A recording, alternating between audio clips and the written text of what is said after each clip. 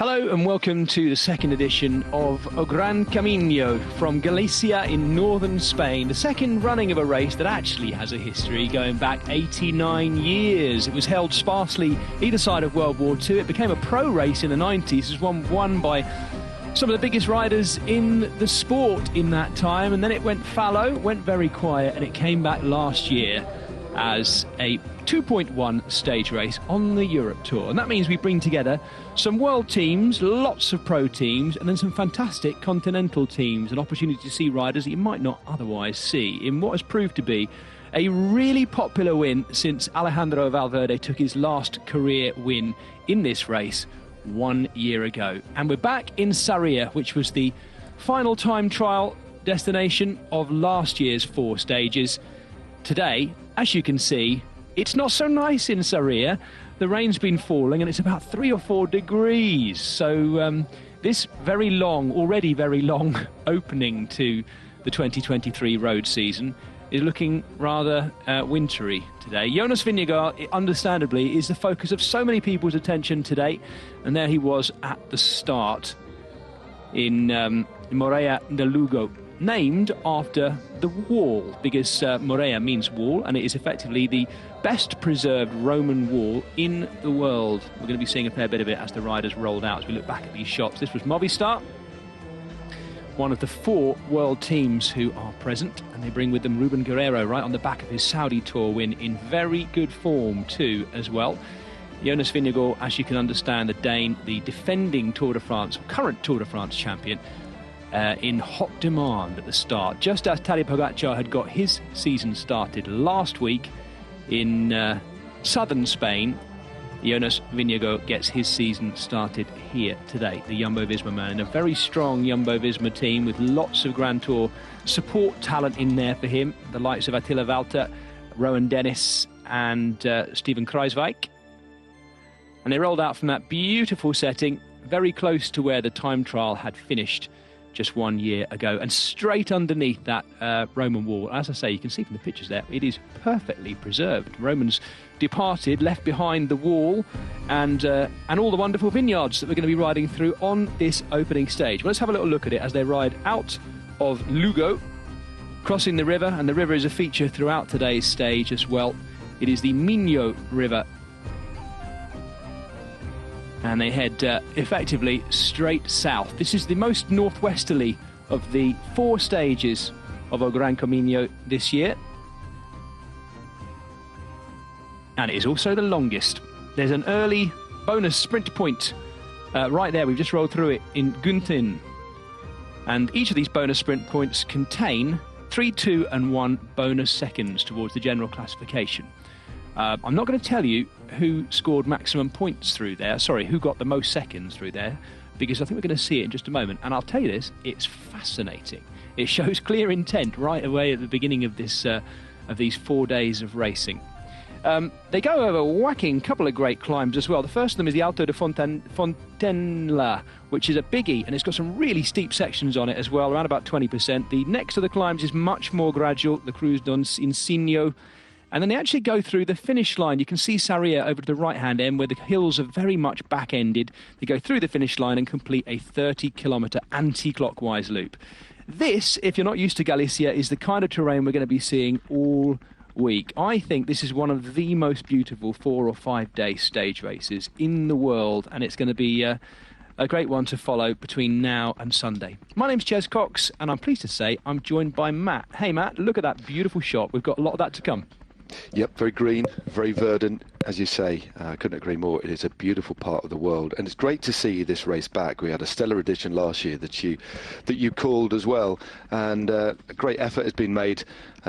Just in relation to the whole thing behind this race, they really are putting a lot into this race. There's a lovely field. It's got a great field, a slightly small field, but some really big stars are here.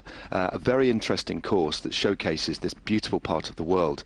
As you can see, green, a little bit wet today, certainly challenging for the riders, and a fascinating course too, because this is a race, although this is a new race, as you talked about at the top, there is a real rich history.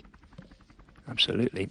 This temperature might be something of a shock, I'd have thought, Matt, for some of these riders who might come from warmer climes. There's lots of riders here who were riding in the Ruta del Sol, who may have done Catalunya and other races further south. We're gradually edging our way north, aren't we, through Europe? We've started in the south where it's warm and gradually edging our way north, and it's opening weekend this weekend. And wouldn't you know it, it's not, look at this, look at these conditions. It's not overly nice, is it, as we look at our breakaway? Yeah, it looks like we've actually beamed straight into Saturday's Omloop Het Nieuwsblad, doesn't it? Yes. But no, many of these riders as well have actually come from Volta Algarve, which finished a few days ago. Of course, Galicia borders Portugal. But yeah, very, very inclement conditions. They're only around 4 or 5 degrees today.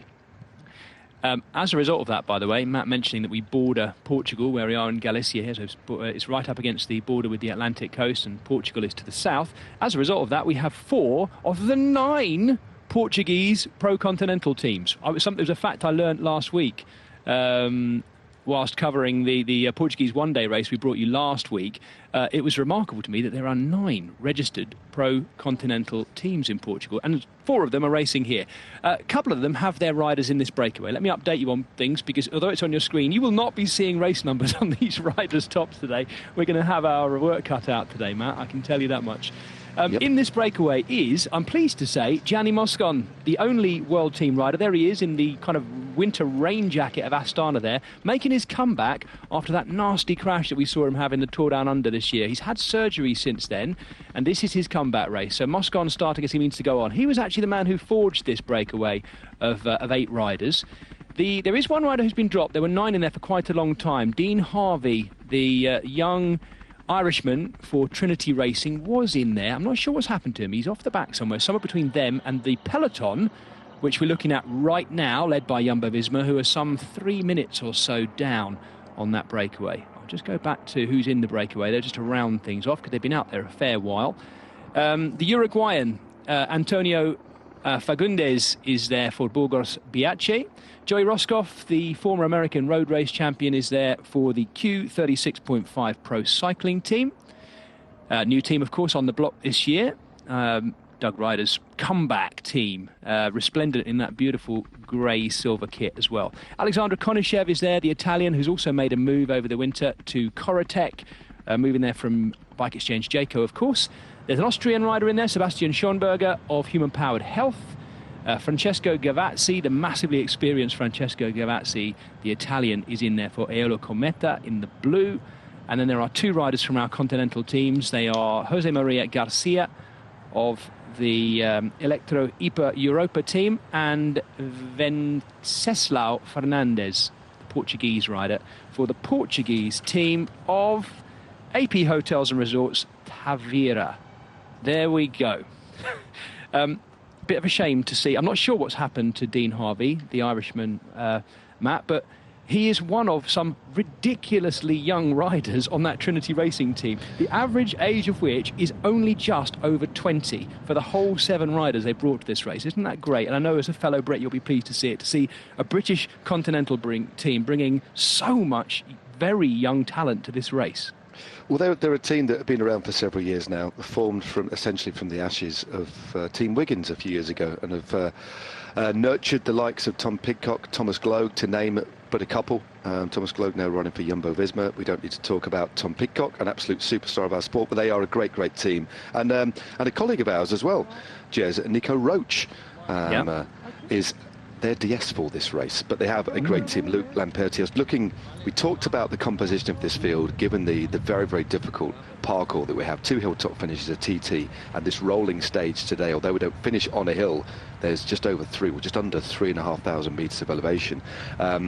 They've got a pretty fast finisher in Luc Lampertier. When he was 18, took the Quick Championships in the United States of America. But as you say, they've got a very, very young team. A couple of Frenchmen, an Irishman, an American, and 3 British riders. But it's amazing. It is essentially, and has been over the last 4 or 5 years, a conveyor belt of some of the best talent we've seen in recent years. Not just a good team, but a team that is enormously important for the nurturing of young talent. They seem to be able to pick these riders and bring them through. And although it's got a real British feel to it, they do pick up some really very, very talented foreign riders too, and there's some really interesting riders in the mix. Paul Magnier, for example, 4th in the Junior World Championships from France. But yeah, a great team.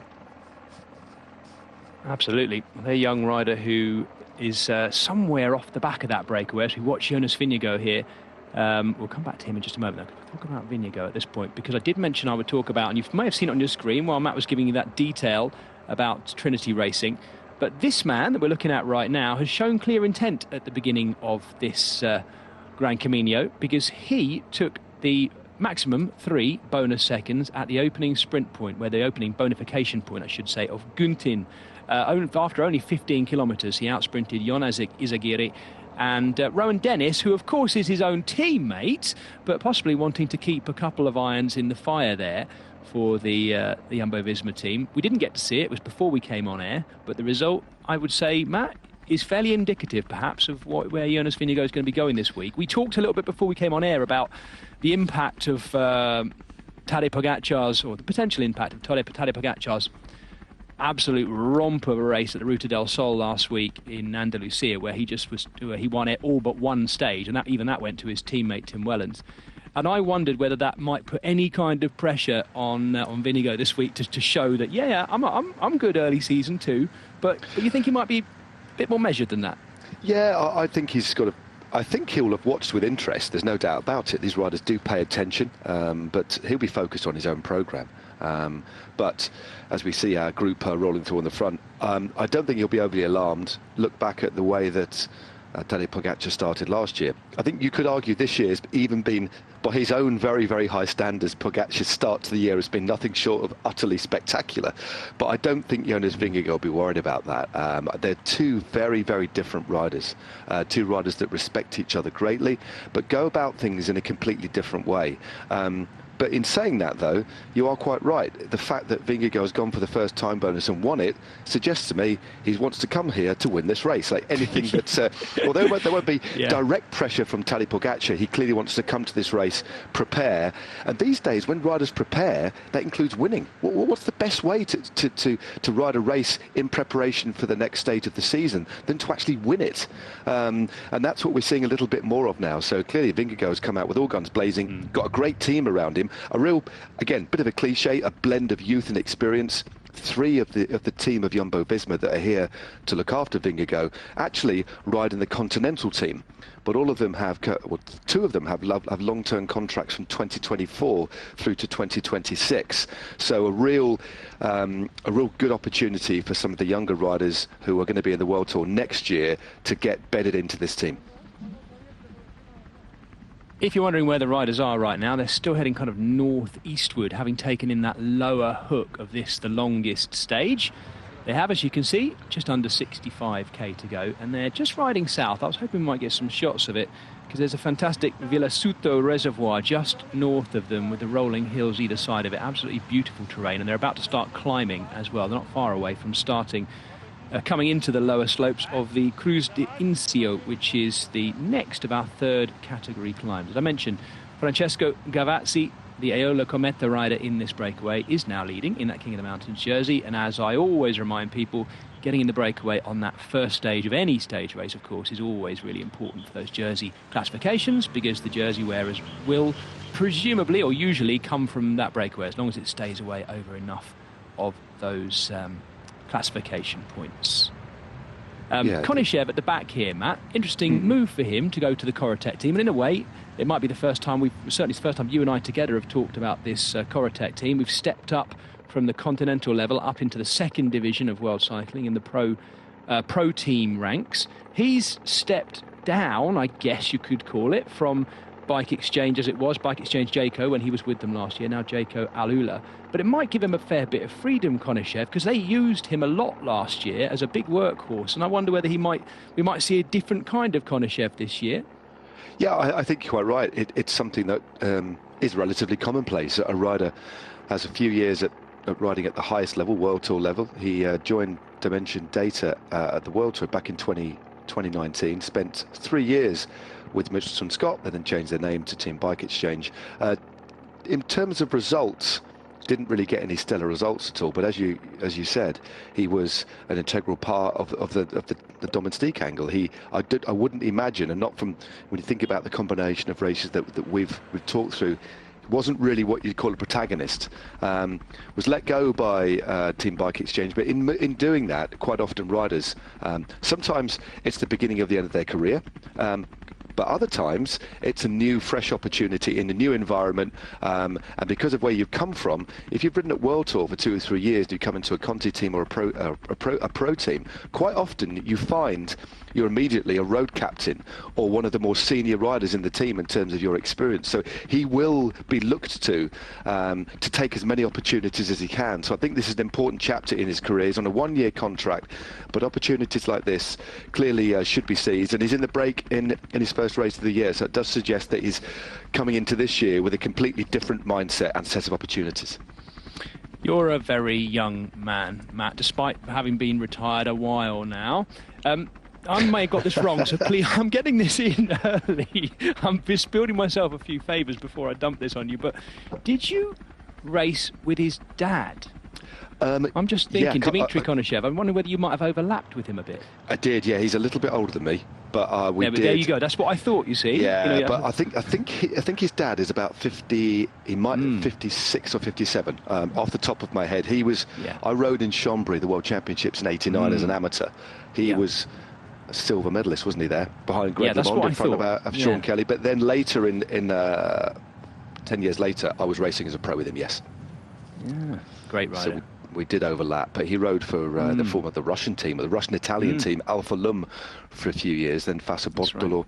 Right. But yeah, his son has followed in the same vein as his dad, and he's in the move. Yeah, I guess, without having to, mark the fact that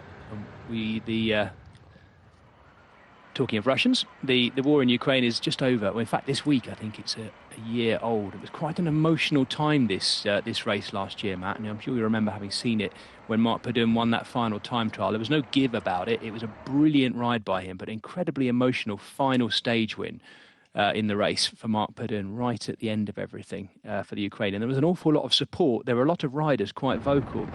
And then that was the period at which, of course, we started to see the Russian riders disappearing, the end of Gazprom as well.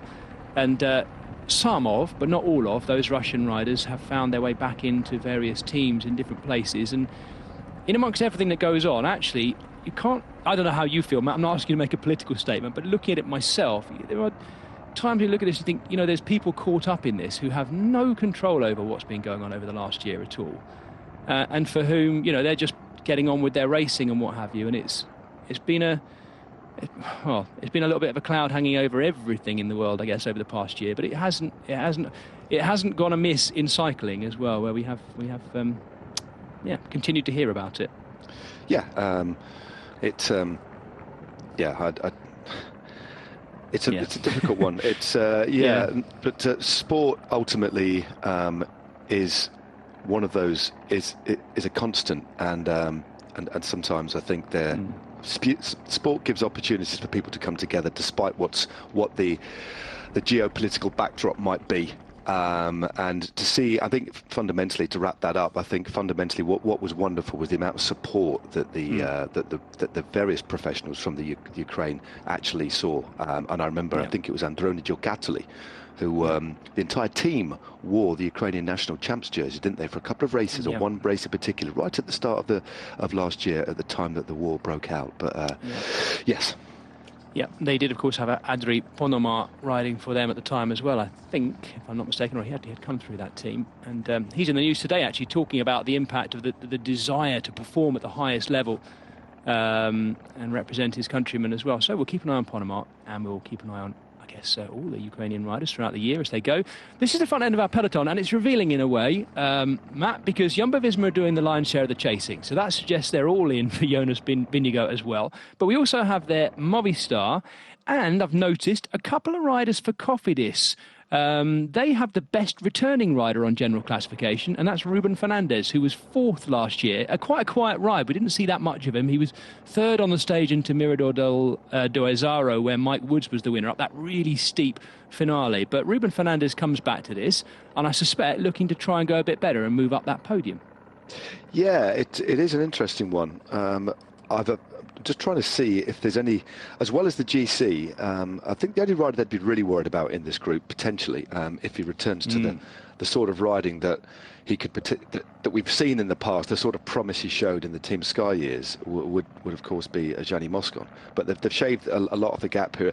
I'm thinking, because we've got a real lack of sprinters here, because of the course, as you talked about, I got my green pen out to try and find any, and I didn't. There are some fast finishers here, but there aren't any sprinters. So if this does come down to a reduced group, because remember we do have the final categorised climb with only 12.1 k's to go, so there's an opportunity to thin things out there as we look at this awful weather. So we just got to make a note of that. Look at the horrible conditions. The rain really driving down now as Jumbo Visma ride on the front. But I'm wondering whether Cofidis fancy the chances of one of their faster finishers. I mean, they've got punchers, haven't they? They've got a really good team here. They've got Jonas Aguirre, Jesus Herrada, Simon Geschke, Ruben Fernandez and Jesus Herrada, as well as Jonathan Lastra and Hugo Tumio. So I do think they might fancy their chances in the sprint. I don't think this is an overall play. I just think, given there's only 4 World Tour teams here, I just think they want to make sure this comes back together, because there isn't an out-and-out sprinter, and they fancy their chances of a stage win. Yep. Now, these are the shots of Jonas Vingegaard looking across to the camera thinking, oh, here we go. Season back on again. Let's go. It's what a start to the year. It's absolutely vile conditions here. But, nice. Of course, where's he come from? You know, he comes from a very cold part of the world. So I wouldn't actually want to predict he's actually enjoying this, but he's very well equipped to this. Rowan Dennis there as well, looking focused. But interesting. I think this is the French on the front, Hugo Tumio. Yeah. And when you look at the team, it's a French World Tour team. They've got 5 Spanish riders, a German, only 1 singular Frenchman. It's amazing how that's changed, isn't it? That was not the way some years ago in the 90s and early noughties. I guess they'd have been nearly all Frenchmen as well, wouldn't they? Yeah, well, they've got a big presence, haven't they, Cofidis? Obviously, it is a French sponsor. Credit, it's a telephone credit basically. Back in the day, well, I say telephone credit, now you just do it on the internet, but back in the day they used to have the phone number on the jerseys. Yes, they did. The logo was Credit par le téléphone, and then it was Minitel when Minitel was in. But Cofidis have a long history in the sport, but they have a big presence in Spain, and they are part and parcel of one of the big sponsors of the Vuelta as well. So, and that's a very, very important race for Cofidis. So although they're a French team, they have quite a large percentage of Spanish riders because of the Spanish market that's very important to them. These guys have got about 3 kilometres to go, just under, about 2.5 actually now, to the top of the Alto do Incio, where there will be 3, 2 and 1 mountains points available. We've only got 3rd category climbs today, 3 of them, but it's constantly up and down in between the vineyards as they go further north towards the finish in Sarria. It gets much hillier over the next couple of days as well. Tomorrow we see the first of our 2nd cat climbs, but that doesn't come till the very end. It's going to be a brilliant finale, I reckon, tomorrow, Matt, up to Monte Trega. At the finale in Aguarda tomorrow in Pontevedra, right by the sea. It's the only seaside stage, actually, which is a little bit of a shame, because the Galician coastline, viewers who watched it last year will remember the Costa da Morte, the coast of the dead. It was a little bit grim, but I told a few stories about shipwrecks and what have you as we went, because it's a bit of a shame not to see more of the sea this time, but we will be seeing plenty of it tomorrow as we roll through Pontevedra with a couple of loops that kiss the coast. Hopefully the weather will be better than by then, because we won't see too much of the sea if it's like this. I think the forecast is due for it to pick up. But we have 2 stout uphill finishes in a row on Friday and Saturday, stages 2 and 3. They both finish up big climbs. Saturday's Queen stage has 3 first category climbs in the finale. They're effectively different sides of the same valley, but they finish back up on top of that final first category climb as well. 3,825 metres, the highest elevation. But today is no mean feat either, is it, Matt? Because they've still got 3,399. There's plenty of climbing as we watch Joey Roscoff desperately trying to get his rain jacket on. Yeah, Joe Roscos, of course, a very, very experienced rider. And we are getting a look at how nimble and agile and how dexterous he can be in this sort of weather. We've seen lots of riders come to grief. I tell you what, it looks... We laugh, don't we? We get amused a little bit, but I tell you what, it's so frustrating when you cannot feel your fingers properly. Yeah, or because of how fitted all of the race clothing is now, including rain capes. But we had fitted kit, and then rain capes were still a bit baggy, so all the rain capes have got a pretty aero as well. But getting them on over the slightly thicker gloves can be an absolute nightmare. Yeah. And we've seen some riders. I think it was at Jai Hindley at the Giro a couple of years ago, nearly coming off at the top of one of the climbs when he was there with Tergeg and Hart. But yeah, I do feel for them. Easy to chuckle, but when you're doing it, it is so frustrating. And with the wind chill as well, these sorts of conditions, although it's only 5 or 6 degrees, the wind chill will make it even cooler than that. I may have mentioned this one before, but as you know, Matt, I run a cycling academy alongside my commentary, and we get the riders on the velodrome in Welwyn Garden City, outdoor velodrome. We get them to do a challenge where they have to all start on the same start-finish line. They all have to have a rain cape in their back pocket, and it's the first person to get round one complete lap and get their rain jacket on as well. So they can go as fast as they like. They can choose to do it in the last few meters as they want, or they can roll out and start getting the jacket out. But in that single lap, standing start, in that single lap, they've got to get their jacket on and be first across the line. And it's hilarious. I'll be honest with you, that sounds like a recipe for disaster. Yeah, it is. But also quite a good skill session as well. Yeah, absolutely. The rider on the front is the Puerto Rican national road race champion, Abner Gonzalez. It's a shame we're not getting a chance to see his jersey because it's really neat. One of my favourite national champions jerseys that Gonzalez has, but he's got the rain jacket of Movistar on today. They're the defending team in this race, of course, after Alejandro Valverde's overall win last year. And I was tracking back. Matt, I was actually surprised when I looked back to find that actually was his last win of his career last year. He was ever present throughout his final year of racing last year. And there was even talk at the beginning of this year, wasn't there, that on the training camp, Valverde was still the strongest rider in the team and that he should keep going, which I thought was brilliant. Crazy, but it's not going to happen. There's not going to be a comeback, is there? Have you got? You're good with your intel. I bet you've got some intel. Not that I've heard, but you just never know. He clearly, as far as we're aware, Alejandro Valverde is going to be keeping himself fit.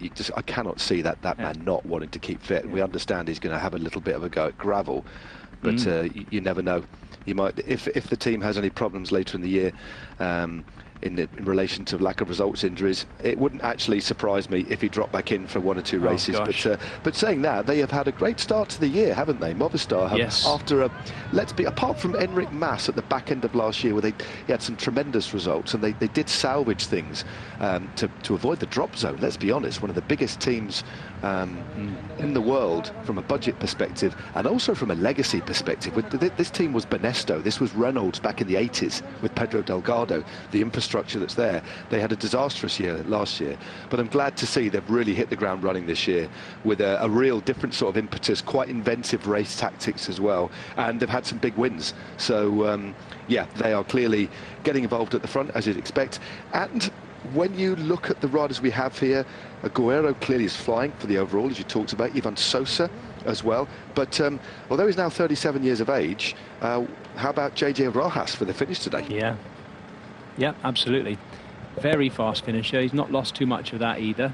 I won't go into details, but I think there's been a bit of beef going on the last few days, I think, as well, about elbows being used in sprints recently by JJ Rojas. I think one of the things that's exciting, possibly, about Valverde having retired is that, as you say, Matt, it kind of frees them up to mix things up a little bit. I mean, you're the same as me with your highlighter pens, right? If I went through going, okay, which are the teams I expect to try and be on the attack today on an average stage of a point 1 or a point pro stage race, which are the ones who are going to try and get in the breakaway, try and animate things? And I wouldn't even bother highlighting Movistar over the last few years, because you know that quite often they'll ride through whole stage races actually having not really got involved in the action that much. And I think that's changed. I really do think it's changed this year. It looks, they're as you say, they're riding in a much more imaginative and kind of inventive way as well, and I think it can only be good for them.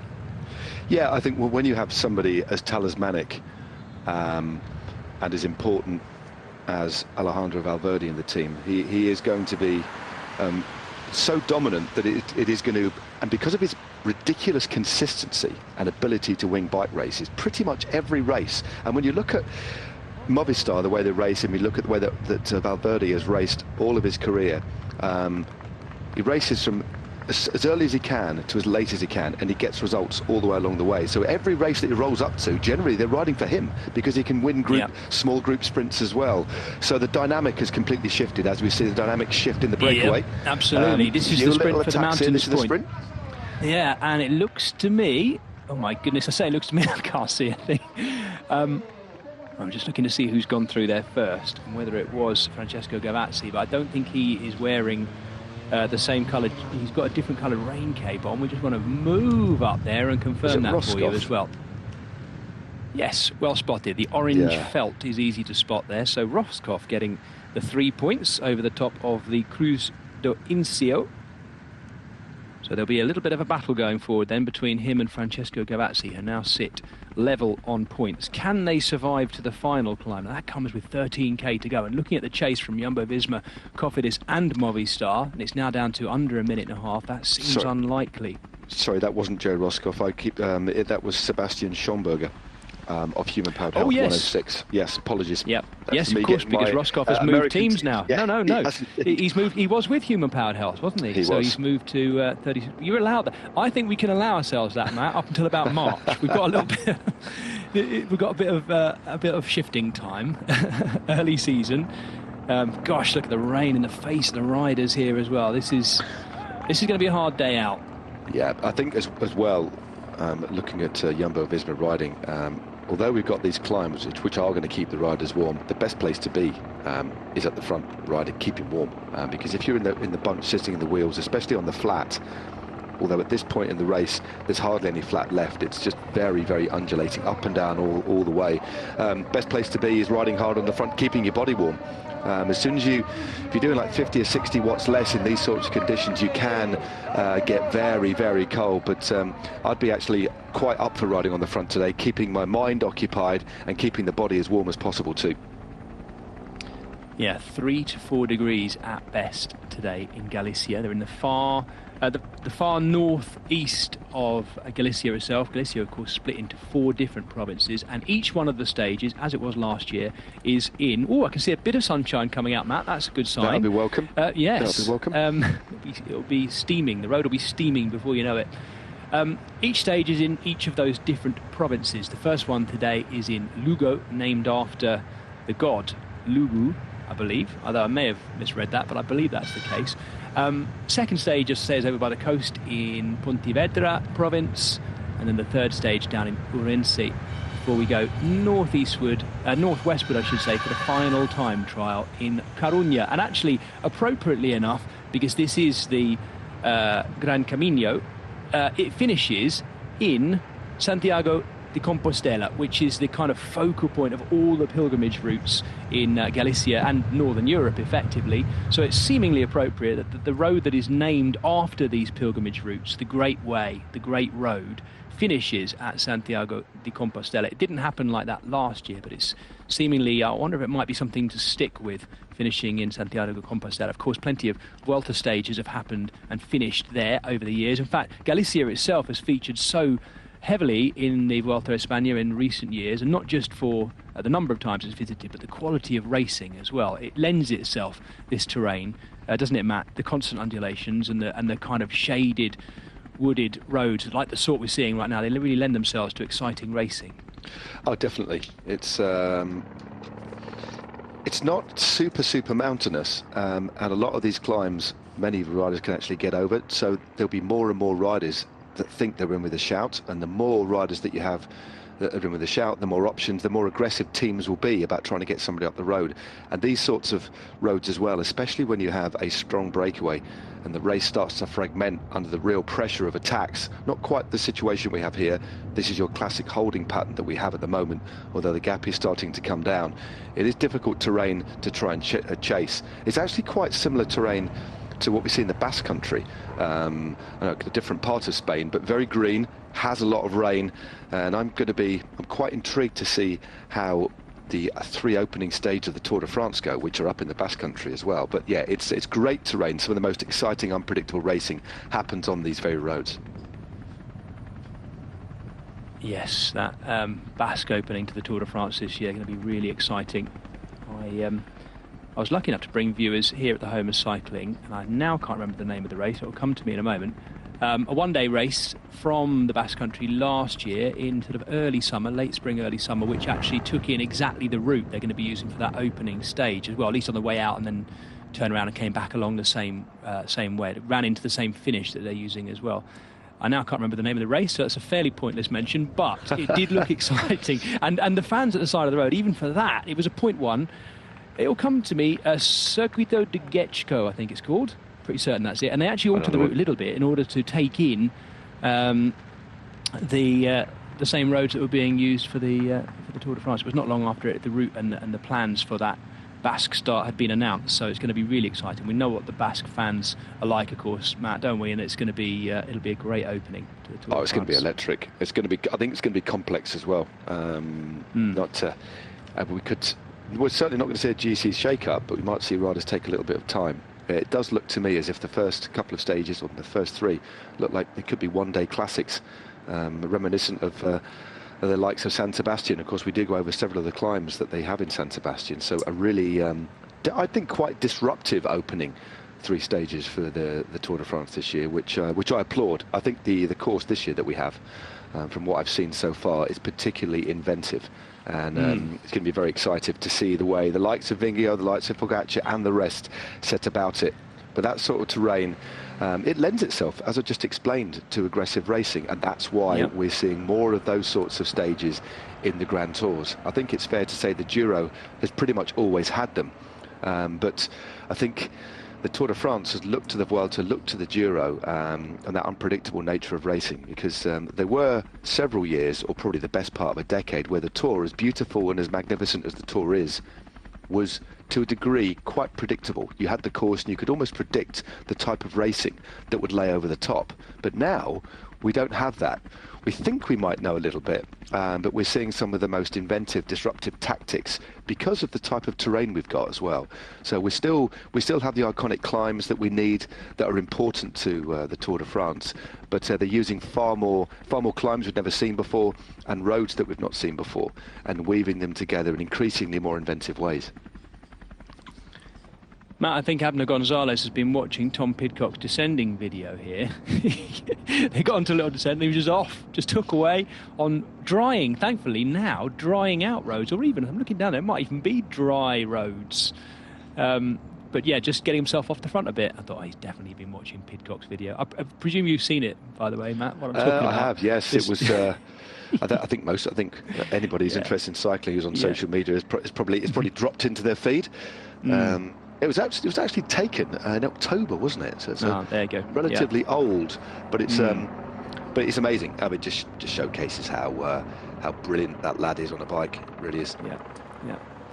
Right, that's our quota of talking about British riders. We're not allowed to talk about British riders anymore now. Well, there's a few in the field. I know how these things go. Pretty much riding for Trinity. I think they're all in Trinity Racing. There's no British riders in any other team.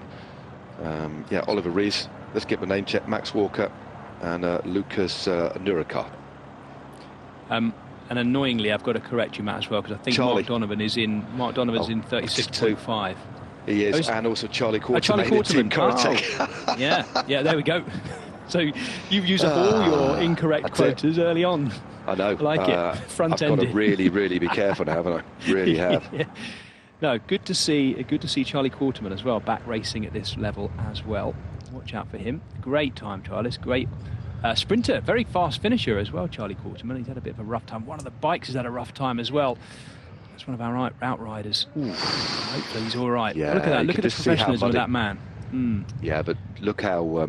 did you see that runoff there and all that mud? Yeah. Although the roads aren't drying much, but they soon will. Once the sun comes out here, though, as soon as the sun pokes out between the clouds, you've got all this kit on, you immediately feel that extra heat.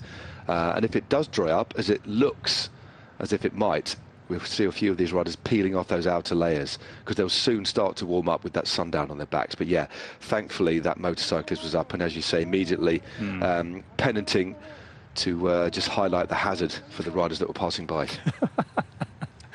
Pedanting, I like that. You definitely invented a new verb there. To pedant.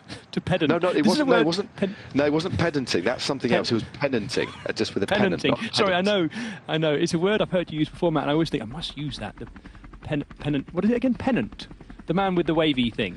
Yes, yeah, penanting. it's a little Pointing penanting. Yes. Yeah. But thankfully he's up. But that looked really slippery. You can just see where he slid out there. A lot of mud runoff from that field on the left-hand side, straight across the road. That silt. And unfortunately came to grief, but yeah, thank goodness he's back up. Well, this is going to be the feature of the next sort of 20k or so. They're working their way between valleys. You can see the hills up behind them. Thankfully, outriders. Yeah, it's the same place, isn't it? Yep. Yeah. Well, you can see it's a really clear indication where it's come from there, isn't it? Just slipping down, being washed down onto the road. Right. Thankfully, our outriders doing an awesome job as always, and making sure the riders were aware of that. And they're through it if you'd have hit that at full tilt without warning, there would have been some riders that had come to grief there. So yeah, great bit of marshalling there. Just again another indication and highlighting of how important the jobs are of the outriders that go ahead of the race, slow down the traffic, point out hazards. It's constantly that they're moving. It's quite a stressful job as well. They're in front of the race, picking out the hazards. They stop, let the race pass by, then they have to chase past the race again and do it all again. So there'll be a finite resource of riders. I'm not too sure how many motorbikes will be on this race. I'd imagine maybe around 10 to 15 that will be spread out, a mixture of police and volunteer outriders. But they've got such an exceptionally important job to do, and sometimes come to grief themselves. But you couldn't have a bike race without them. It's as simple as that. Absolutely right. You're talking to a man, Matt. As a man who's won the British National Championship, the last British National Championships I rode into the back of a motorbike at about 40 mile an hour. And that was my entirely my fault. Nothing to do with the motorbike at all. It stopped to stop a car in the opposite direction, and I rode straight into the back of it. So I can only blame myself for that to a certain extent. But they do an incredible job. Absolutely right. Our sport just couldn't exist without them. Well, we'd be racing on closed circuits all the time. We'd be on motor racing circuits and things like that, and that would be no good. Exactly. I always marvel though. Yeah, sorry, just looking at that. I always marvel. I mean, as we talk about roads and runoff and stuff, I always marvel at the engineering feats of roads carved into the side of these hills. I don't know why, because we don't often talk about the track that these riders are on, and these are roads, and sometimes they're engineered marvellously. So with a nice camber to throw the riders into a corner, and quite often you'll be on a left-hander that the camber's the wrong way. So I don't know, it's just something that intrigues me. I always like to look at the runoff at the side, the way a road is engineered, the break-up of the tarmac macadam as well. Absolutely right. They are designed for motor vehicles, not for bike racing, and particularly bike racing at speed. Although thankfully, of course, once you get into the country roads, certainly the faster ones will have a bit of a banking on them anyway, won't they, for the vehicles, for the cars themselves. This one, I think, as you look at it, slopes to the right, so it aids drainage, doesn't it? But it's kind of helping the riders as well to a certain extent to maintain speed, I guess. But it's not for that reason. Yeah, no. It's actually, I don't know if you've noticed, I've not seen it. I see it occasionally. Have you ever heard of shell grip? No, I haven't. Now, shell grip is a really expensive form of tarmac, which has sand in it and a different sort of aggregate with a high grip quality. And on really technical corners on mountain roads in the UK as well, fast A roads with curves, you'll see it turns into a section of shell grip, and it's red and orange in colour to go tarmac shell grip, just to help with the tyre grip on fast corners like that on technical bits of road. But I haven't seen any here. Yeah, no, I know the stuff. It's very noisy when you drive onto it as well, isn't it? You sometimes get it in the run-in to roundabouts on busy roads as well. It really makes a right racket. You can only imagine what it's doing to your tyres as well. And not the sort of thing you want to crash on either, I'd have thought, either. No. Anyway, that was a little road bit out of the way, wasn't it? But it's just interesting. Yeah, it's just interesting. It's interesting the way these roads. And also, you know, in the big race, in the Giro, the Tour, when the cars go ahead, they'll be passing this sort of information back to riders, especially on the run-in to a sprint finish, for example. Riders are going to want to know what if there's any potholes, the left or the right, whether there's any particularly technical or particularly slippery surfaces, etc. So, yeah. If I was in a team, I'd have a separate segment to the meeting. It's just let's have some chat about road surfaces, just to make sure that we're 100% dialed. Just seen an update on the weather, and even at the finish, it is still just 3 degrees. It's crazy, isn't it? It really... It's bitter. I mean, you can see one or two riders taking gloves off as well. I don't think I'd go anywhere near that, but it depends how wet your gloves are. It's quite a fast run into the line. The last 5k are all downhill. In fact, the last 12.1k from the top of the final categorised climb are pretty quick. I'm just wondering if the climb is going to be hard enough to actually split this field up. But the gap holding steady now, isn't it? Since we've been chatting about road surfaces, there's no real change. 1 minute and 32 seconds, but still well over an hour of racing still to come. Yeah. But no, I think everybody, well, the big teams here are pretty much in control. The brake doing a good job. They are actually turning into a headwind as well. We had a relatively high average speed for the first part of the race, about 6 or 7 mile an hour tailwind, and then they looped back and headed in a north direction towards Salia, where they're picking up this headwind. So a fast start, but ever so, I think it's going to be a slightly slower run into the line. It's still Hugo Tumire, the Frenchman, who's on the front, who's followed your lead in the moustache fronts, Matt. You know, I've noticed this year, I don't know if you've noticed, but the moustaches are making something of a comeback in the peloton on a number of occasions. I've just thought, okay, that looks new. So maybe following your lead. Although I'm not sure if you have one now at the moment. I've removed it for family reasons. Well, they've been threatening you. If it doesn't go, we go. It might resurface. I think it might resurface on grand tours. But when I'm at home, I think it's going to stay removed. But there we go. But yeah, as you can see, jersey's been handed back. And given this technical terrain and given these riders, of course, they know what's coming. We've got some climbs, we've got some tricky descents as well. The last thing you want to be doing is carrying around excess clothing. And also, we know how difficult it is to get this kit off, especially if you're still wearing gloves. So while there's not exactly a break in the racing, while there's an opportunity to shed some kit, while there's this steady tempo being done, get it done now. And they'll know what the forecast is as well. Looking ahead, it's going to dry up. Get that kit off now so you don't lose your position, because this terrain is very, very technical, especially as we head towards the back of the race, with the last 12 Ks, as we said, being downhill. Now, I love picking out my wildlife, but that can't be real. A mammoth with a baby, well, I guess it's a baby mammoth as well, in tow. That's a very neat piece of sculpture in a very prominent position as well. Yeah, I don't know. It looks partially accurate as well. It looks like it's like an avant-garde mammoth rather than a full-on scale replica, or like it's like a slightly artistic bent to it. This is the race. Viewers who were watching it last year remember I was bigging up the fact that the Iberian wolf has made a comeback in this part of the world. In actual fact, in Galicia itself, it's apparently the #1 hotspot in mainland Europe for wolves now, living in these various forests we're going through, and the Iberian wolf is primary amongst them. Big grey thing, not unlike a kind of big Alsatian, but yeah, apparently they're doing really well, in the same way, I guess, that foxes do across much of mainland Europe, but the wolves have made a bit of a comeback. This is also the race where a year ago I kept pointing out, we'll keep looking for wolves, see if one runs across the road in front of the race or something like that. It was the race where we had a wild boar charging alongside the peloton. It was absolutely brilliant, Matt. It just caught me off guard. It was literally just appeared alongside the peloton, was thundering along, much the same way that you get the horses doing. This little wild boar just charging along with its little tusks, and it was a cracking little thing. Not, as you say, there's something you hear of, but don't very often see. So. I have to say, it was me that did the animal identification, and I'm fairly confident it was a wild boar. It could have just been someone's cat that had eaten too much, but I'm certain it was a boar. It was pretty clear. It had tusks. Okay. It wasn't a cat in a boar costume or anything like that. No. It could have been. Yeah, I mean, who am I to say? I don't know. Anyway, I don't want to bore people, so we'll probably move on. Things have calmed down a little bit in a peloton. They have. You just got it, Gaps did you? come down, though. Gaps come down. It has come down. It's come down under a minute and a half now, and what we can see on your screens is you can see 1 minute 20. question is, what happens when it comes down, and how do the leading teams, or those who are doing the chasing, want to use this finale? Matt, I guess the crucial thing is, and I haven't pointed this out yet, about, not far into the start of that final climb, the Alto de Montagne is a bonification point. So there's 3, 2 and 1 bonus seconds available there. That could spice things up as well.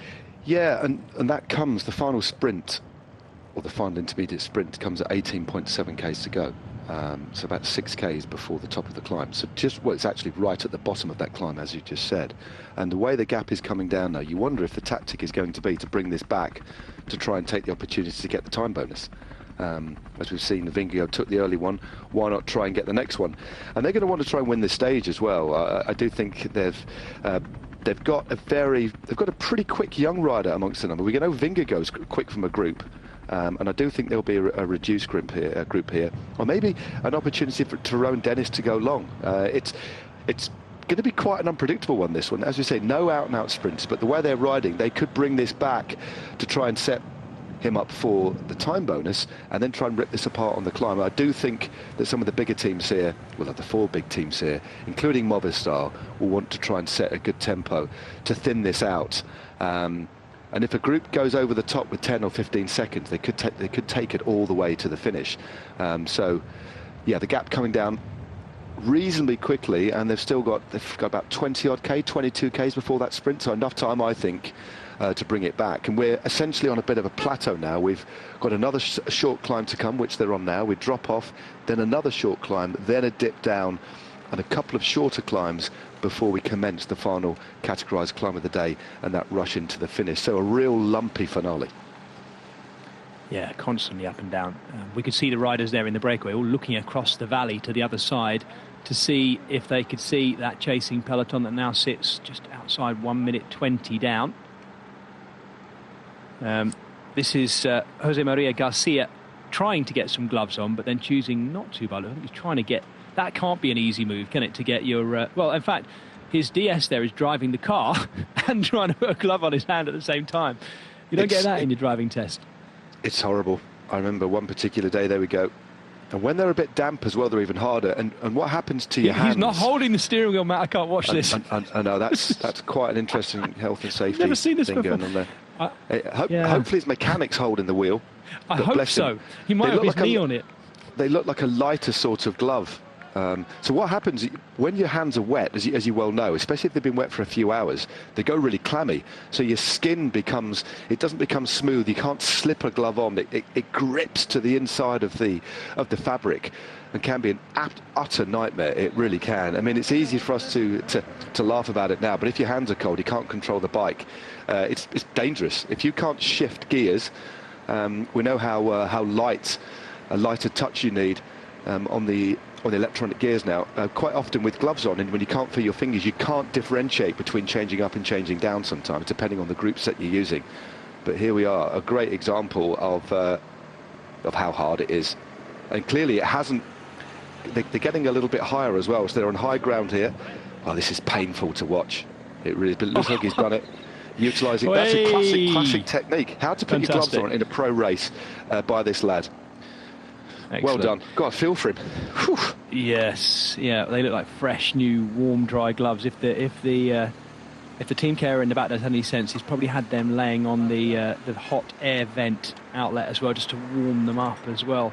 Yeah. Dearie me, yeah, gloves needed, absolutely needed in these conditions. It's just, and also, in all seriousness, as well as your hands being cold, if your hands are that cold, you can't actually brake properly.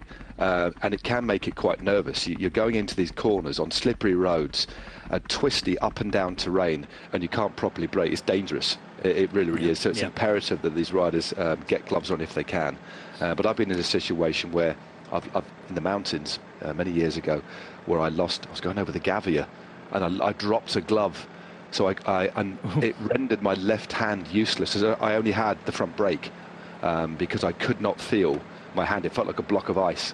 A couple of other team cars tried to offer me a glove, but I couldn't physically put it on my hand because I couldn't feel my fingers anymore, and it wasn't particularly pleasant. So I had to ride, just shave a lot of pace off. I couldn't pick up any pace because I couldn't brake safely.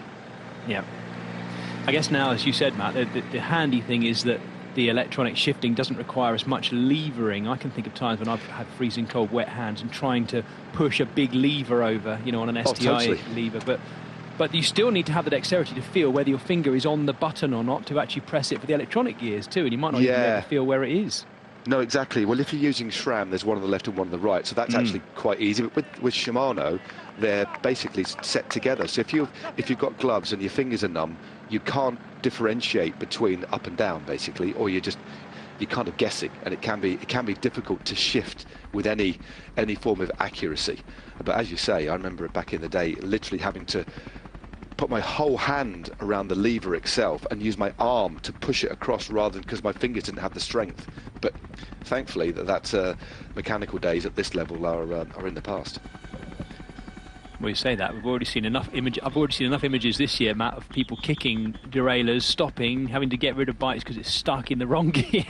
I still don't think it's quite... I think regular viewers of my commentary will know that I'm still not entirely convinced. The number of times I've seen riders kicking derailleurs in a way that you'd never have seen before, even the last couple of seasons, is still... I think when they're working, it's absolutely brilliant, but I don't know what you think, but I still keep seeing examples of riders where I think, well, that would not have happened with a cable. I think it's the trimming, depending on the group set. I'm not going to call out any group sets here, but sometimes trimming. When you're trying to trim the front mech, that can be quite frustrating. So I've used my hand to just kick to do it, but some. And also, some go into like crash mode as well, don't they? Yes. I think. Well, Shimano definitely has crash mode. I think SRAM has, although it's never engaged on my bike. But but I don't know whether kicking it can free things up sometimes. Just making sure that beadon, that flying rogue beadon, nearly hit that chap on the head. But thankfully, he ducked ever so slightly. This is the problem, isn't it? Because now the rule is, if you throw it into the field, that's littering. You could be fined for that and even dock UCI points potentially, or points within the race. But if you throw it to someone, then you are gifting it to a member of the public. And all that means now is that whenever there's a little crowd standing there, they have bottles being lugged at them. I can't help but think... I would like to think, I'd like to think there hasn't been, but maybe there has been an uptick in people being hit by bottles that are being, because the rider can easily say, oh, I was gifting it to them. They were fans there, they'd love to have my bottle. But they didn't ask for it, and it's flying in their direction just so they don't get a fine. Yeah, I think, there's gifting and there's throwing, isn't there? I mean, I would call gifting a gentle use of the underarm technique. And I would say, borderline abuse, the overarm technique at a spectator. That's where I draw the line as a commissaire, anyway. All right. These are the last 40 kilometres, folks, and this is stage 1 of Gran Camino, the second edition of this race, which goes back way before that. It's been won by some of the biggest names in the sport, particularly Spaniards, Miguel Indurain, Abraham Olano, and then the American Andy Hampston was also a winner, alongside, interestingly enough, alongside those names, Frank Vandenbroucke, of course, back in the 90s, that would have been. And it had a real heyday there between those years of 1984 and the year 2000, when it then became an amateur race again. It's back for its second edition. It was won last year by Alejandro Valverde overall. And this opening stage, on that occasion into Vigo, was won by Magnus Cort, who seems to have started this season in similar form. In fact, he's always dangerous. And it was from a fairly large but reduced leading group that Magnus Cort burst forward in the pink of VF Education and took the win ahead of Giovanni Lonardi of Eolo Cometa and Alejandro Valverde, who would go on to win the race at the final stage on the Sunday, taking over the race lead in that final time trial where we're riding into now in Sarria. This is the chasing peloton now, exactly a minute down, led by Hugo Tumiri, the Frenchman for Cofidis, who sits in front of all of the Jumbo-Visma riders and smatterings of Alejandro Valverde's former team, although he's still, of course, heavily involved in the team, Movistar.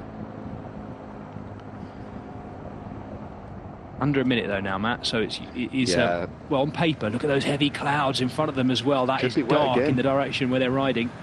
Well, perhaps that's why, apart from obviously having cold hands at the time, perhaps that was why our rider at the back is actually putting them on again, just because that does look pretty grim. Yeah, nice. As Rob Hatch would say, it's a pretty grim over Bill's mothers. There's a northern term for darkness in the north. It always appears to be in the north, isn't it? That does look quite precipitous, shall we say. But you just saw the peloton being led there by Jumbo-Visma and the young Frenchman from Cofidis, Tumire, is only 21 years of age. And we're on a fast, gradually descending bit of road, but did you see how long the bunch was because of the added distance that riders will afford between themselves and the rider in front given these conditions?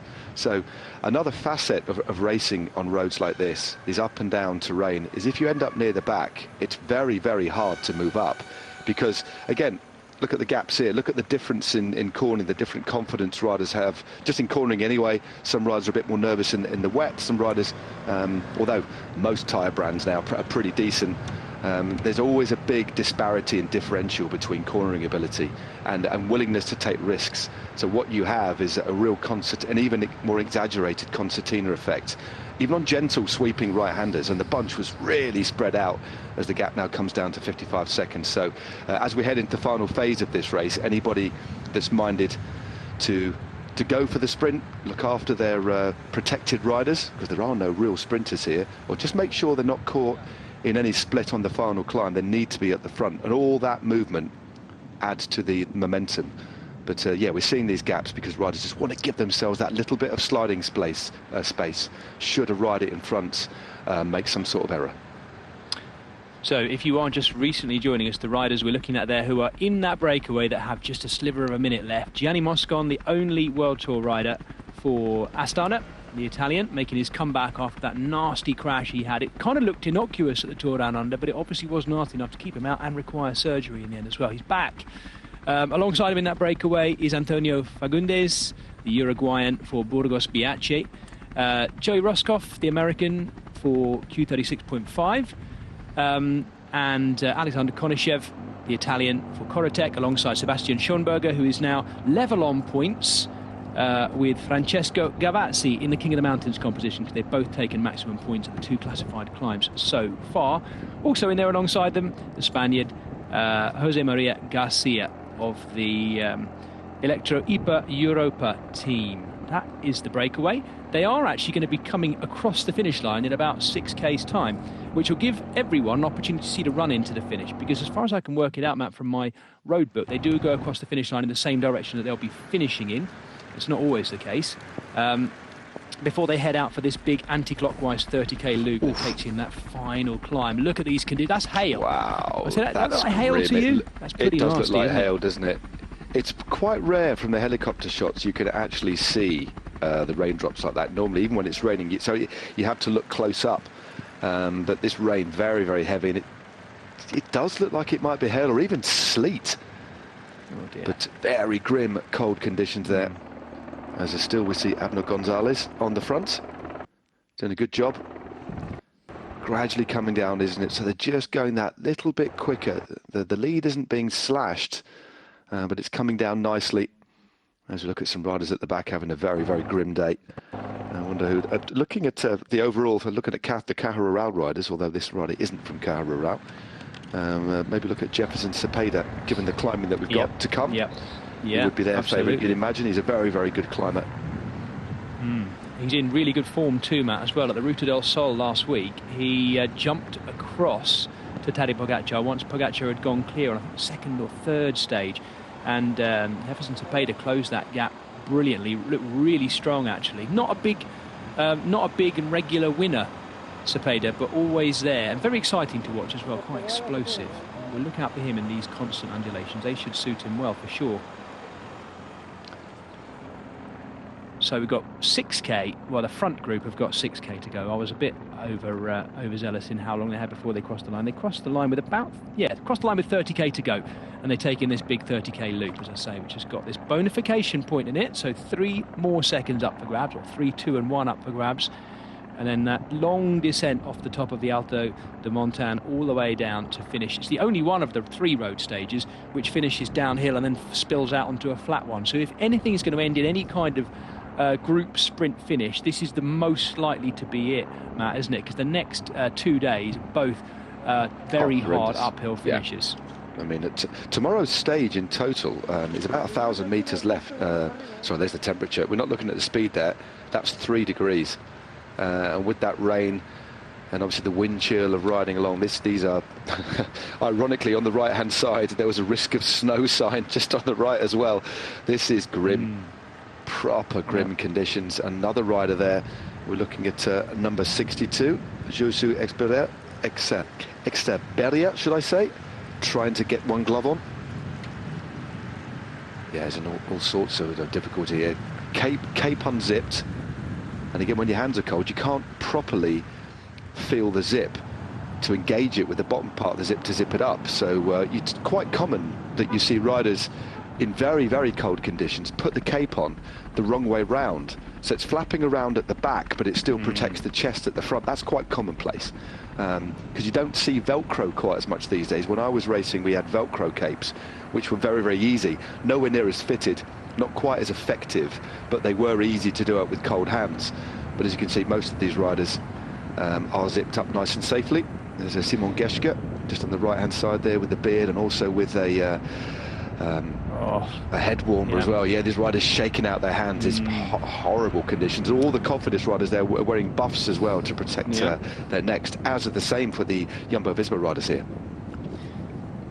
I'm never without a buff this time of year, even in daily life. I love a good buff. That's Jesus Herrada, just trying to squeeze out any rain from those gloves and shake them out, try and get a bit of blood in there. Just while we look at those Cofidis riders, Matt, you picked it out, and I totally agree with you. I actually think, climbing-wise and mountains-wise, that's one of the strongest Cofidis teams I've seen in a long time. Oh, it's an 18. It's really a real talented, 18. isn't it? And they've had success this year as well. Jesus Herrada took a stage in the Tour of Oman, didn't he, earlier this year? But with Fernandez, as you said, 4th last year, Geschke, Herrada, Jonis Aguirre. Any one of those riders, if they ended up the winner of this race, you wouldn't be surprised. They have brought an 18. It's a really, really strong team here. And you can just Matt, see, the interesting thing about Herrada as well, why you just mentioned him, I always talk of him as being a fast uphill finisher who watch, dearie me, riders desperately trying to get warm as well. That's Johannes Stone Mittet, and this lad's from Norway as well. He's again part of the continental team, and the Norwegian slapping his hand to try and get them warm. It says it all, really, doesn't it, Jess? Yeah, absolutely. I've forgotten where I was now. I've totally forgotten what I was saying. Cofidis. Yes, Herrada. He was second in that closing time trial last year as well, behind Marc Bourdon, getting the better of Alejandro Valverde as well. And it was gently undulating. It wasn't overly hilly. So I think sometimes I underestimate or forget just what an all-rounder Herrada is. And we know he's got that fast finish on him as well. But he's a good mountain climber, a fast finisher. And, you know, that time trial performance last year, second to Marc Bourdon, was a real standout for me. Yeah, and I think as well as the capacity there to perform well on all sorts of terrain, as well as a fast sprint. When you look at the teams that are here, and I include Movistar and I include Jumbo-Visma in this as well, and of course Astana, I think in terms of potential race winners, Cofidis have most options. I think Herrada, Fernandez, Geschke, and look at Geschke, the way he rode. I think it was in Tour Romandy. He's on the podium in the Tour Romandy. Did this phenomenal final time trial. Yeah, I still think the out-and-out favourite is going to be Jonas Vingegaard. He can, as we know, very, very proven track record, has shown the intent early. He's not come here to train by taking that opening time bonus. But Cofidis, over this sort of terrain, have options. And they can leave it very late as well, send riders up the road on this difficult terrain, on the climbs, to make it difficult to force other teams to defend. So I think Cofidis, given they've already got a win early on the board, have got a variety of options, and clearly they've brought a team where they want to get a result here. That isn't a team that's just come to make up the numbers. That's a team that's come here to win. Let's just remind ourselves, you mentioned Jonas Vingegaard again there, starting his season, how he ended last year. His last race prior to this was in Lombardia, of course, right at the end of last year. It was won by Tadej Pogacar, of course. And prior to that, he rode the Crow race, of course, where he finished second in general classification. So they were the last two races he rode after the Tour de France. Understandably, I guess, Matt, it's a big step up in his career last year, which has accelerated at the very highest level, remarkably, over the last year and a half for Jonas Vingegaard as well, considering he's now 26, so starting, you would think, to get into the prime years of his career as well. seems to be, well, he is of a different mould to what we suspect will be his big rival this year, Tadej Pogacar. But I guess this week will be an interesting one to see just how hard he does start things. The fact that he's gone for those bonus seconds early on, maybe come the finish in Sarria here today, we'll see how he copes with this final climb. I don't think it'll be a problem for him or his team, but if they're not thinking about the finish today, if this is to come to a big group, is this whole effort today just about keeping Jonas Vingegaard out of trouble? I think so, and also as one of the big teams here, they don't want to come to this race and just sit up. They come here with a distinct plan, and they are going to take the race by the scruff of the neck, Ava Movistar. They're expected to do that. As we said, they haven't got an out-and-out sprinter, but Vingegaard, from this sort of quality of field, would probably give it a go. Although Lars Boven, actually, the young 21-year-old, is actually a pretty decent finisher. As we're looking at the finish here, there's a little shimmy right and a shimmy left, as you just saw, coming into the finishing straight. And look at that final right-hander with only 200 metres to go, 100 and... that is actually, no, the finish is the finish is the other way. Oh, there we go. So I was wrong. I wondered whether I read it correctly. Yes, there's the finish line itself. We can see the gantry. Yeah. So basically, they're coming the other way. And while we're on the subject of the finish, there's come through the Flamme Rouge. We're picking up pace. We lose for the last 5k. Obviously, we're dropping off that final climb. We lose elevation, and we come into the Flamme Rouge off the back of a descent. So we're hitting it at pace. And then with 750 meters to go, there's a 90-degree left, then a 90-degree right, and then about 600 metres to the line. So it's really technical. And given these conditions, even if it stops raining now, Jez, it's going to be treacherous. It really, really is. Yeah, that gap's coming down, isn't it? You can see it there. Saying 48 seconds, that could even be closer to 30 or something like that for the peloton who are coming through here. Urban streets, painted white lines everywhere, rain. The fact that I don't think they've had that much rain in Galicia in the north of Spain the last few weeks. This has come heavily all on one day. And that all of those things do spell for incredibly slippery conditions. So I just, slightly heart in the mouth. I hope everything passes off smoothly, because they've got to be slippery, those roads. Yep, everybody's round that corner nice and safely, though, as the rain continues to fall. When rain's falling like this, Jez, as you well know, when the rain initially falls, it just sits on the surface. Once it's been raining for several hours, it starts to wash off that little bit of grease. So I'd rather it had been pouring down with rain for ages in corner, rather than just starting to rain. So we've had a lot of rain here, and everybody's got round this corner safely, but they're not taking any chances. Hugo Tumil took that corner pretty well, but everybody's staying up right here. But if you took that corner a bit too quick, of course you're gonna lose out. But coming into the final couple of kilometres, that's snow. Yes, it is. Yes, that isn't. sorry, Jez. I'm stating the very, very obvious. It's snowing now. Well, there we go. There we were thinking we were edging towards this glorious summer, as the professional peloton has pushed its way further northward up through Europe to the start of opening weekend. It's turned a bit nasty. All the lovely, glorious sunshine we've enjoyed in the Saudi Tour, the UAE Tour, and even down in the south of Spain, La Marseillaise, and the south of France, and all these beautiful warm places, well, usually warm places anyway. It's got a bit nasty. And when the going gets tough, the tough get going. Let's see what it's going to throw up for us at this finale. This was about 20k ago, watching Jose Maria Garcia trying to get his gloves on.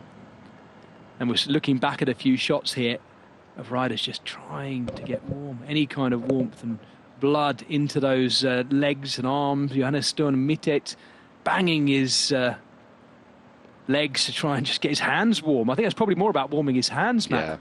Yeah, oh, totally. Trying to get circulation to the fingertips. A technique that I used to use was basically holding the tops of the bars or holding the drops. And a rider told me what to do. I mean, look at that. That's not something you see very often in road cycling, is it? Snow like that, blimey. No. Was hold the drops, and then whilst on the drops, alternate between squeezing as hard as you can for 5 seconds the bars. So I'd squeeze the bars with my right hand whilst holding the left loosely, then then squeeze the left bar, and then squeeze the right, but really like pump. And that was one of the most effective ways to get slightly warm my hands up and increase the circulation. The reason that riders spin their arms around is to try and use a centrifugal force to get the blood to shoot to the end of the fingertips. But yeah, a good technique, if any of you are watching or out in the cold, alternately squeezing as hard as you can for 5 or 6 seconds and alternating your hands does start to pump the blood around, and it can help a little bit. This is our joint leader of the King of the Mountains competition, the Austrian Sebastian Schonberger. This is his first race for the Human Powered Health team as well, Matt. He's another one of those who did well and got into this team just as the B&B Hotels KTM team was disbanding as well. It can't be said for absolutely everyone. The Austrian already repaying the trust the team obviously have in him as well by getting to the breakaway today. And I don't know what will happen with King of the Mountains competition at the end of the day. I guess it will come down to what happens on this last climb. Yep. Alternating here between very heavy rain, ice cold heavy rain, and snow, which is absolutely hacking down in front of our helicopter here. It's grim. And these sorts of conditions as well as the obvious, Jez, it's going to make the riders feel absolutely freezing cold, harder to control the bike. What will actually happen in reality as well, some riders will see this weather as an opportunity, right, that they'll know that, okay, there's only a few riders that will ride well in these conditions. A lot of riders now, and I would hazard a guess at 70% of the peloton, although a lot have jobs to do, have just shut off and just want to finish the stage, and all they're thinking of now is getting warm. The psychological effect of extreme weather like this is quite dramatic in terms of your objectives. Rather than winning the race, a lot of riders will just be thinking, I want to get to the finish. But there'll be a few here that are thinking, this now is the opportunity. Some riders ride really well in the cold, others don't.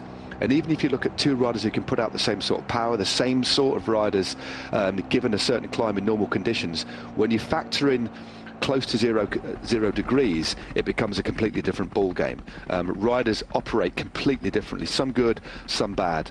I used to really struggle when it was very, very, very cold. My legs felt like blocks of wood. So this final climb could be an interesting one, but a lot of riders already, I would predict, have actually shut up shop, and all they want to do is finish and get warm. That is completely understandable, and I guess as well they'll be looking forward to getting to that climb, because any kind of climb, any kind of effort they're having to make will be keeping them warm. And it's interesting, Matt, as you said, it makes sense that the riders who are doing turns on the front and pushing the pace at the front are probably very glad to, because not only does, maybe this is the case with Abner Gonzalez, not only is he getting warmer by working harder, but he's out of that constant spray of the rider's wheel in front, which is hammering up into your face, whether you've got glasses on or not. It's not nice.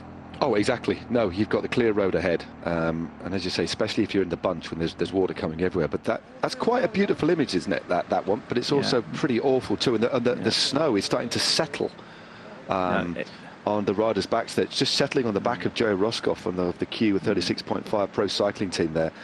Very grim conditions. Reminding you folks, we're not in Scandinavia, we're not in Belgium, we are in Spain here. Yes, lovely Spanish conditions. It's a bit late for me to say it, Matt, but may I just say Merry Christmas?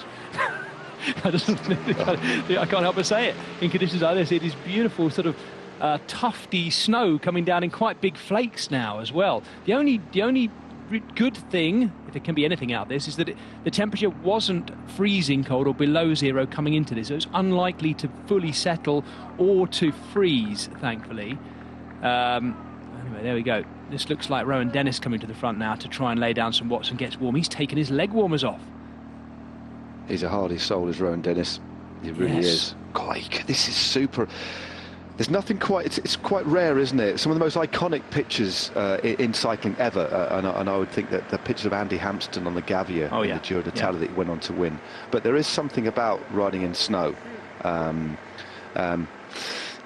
As awful as it is, some of the images are beautiful. They really, really are. But yeah, this is horrible. This really is. And as they get even higher, because we get to quite a high point here, I think it is this climb, Jez, is the highest point of the stage as well. It's at the top.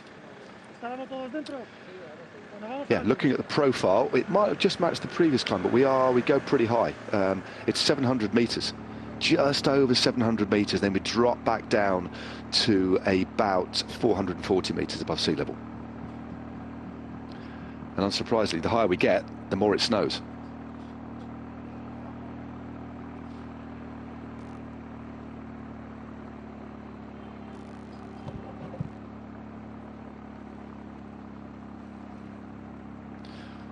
So 25 Ks to go now on the opening stage of Gran Camino, and the snow has started to fall.